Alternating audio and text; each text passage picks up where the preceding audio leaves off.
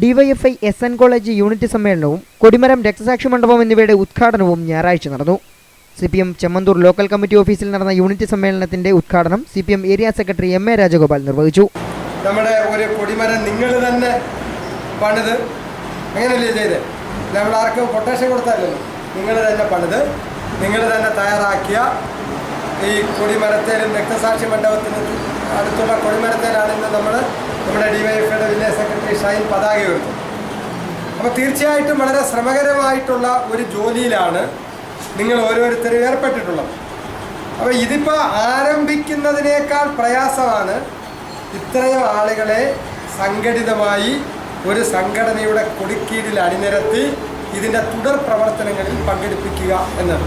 SN കോളേജിന് മുന്നിൽ സ്ഥാപിച്ച കൊടിമരത്തിൽ DYFI village secretary Shine Babu പതാക ഉയർത്തി. പ്രൈവറ്റ് ബസ് സ്റ്റേഷനിൽ നിന്നും 100ഓളം പ്രവർത്തകർ പ്രകടനമായി എത്തിയാണ് കൊടിമരത്തിൽ പതാക ഉയർത്തിയത്.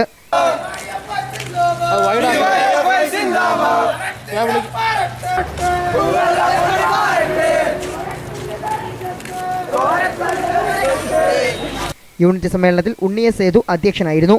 യൂണിറ്റ് കമ്മിറ്റി അംഗം വർഗീസ് സ്വാഗതം പറഞ്ഞു. DYFI area secretary R Prasad, area committee അംഗങ്ങളായ G രഞ്ജിത്ത്, ജിജി കെ ബാബു, ജിതിൻ തുടങ്ങിയവർ സംസാരിച്ചു. യൂണിറ്റ് കമ്മിറ്റി പ്രസിഡന്റായി ഉണ്ണിയ സേതുവിനെയും സെക്രട്ടറിയായി വർഗീസ് S രാജിനെയും തെരഞ്ഞെടുത്തു. ലൈവ് വാർത്ത പുനലൂർ.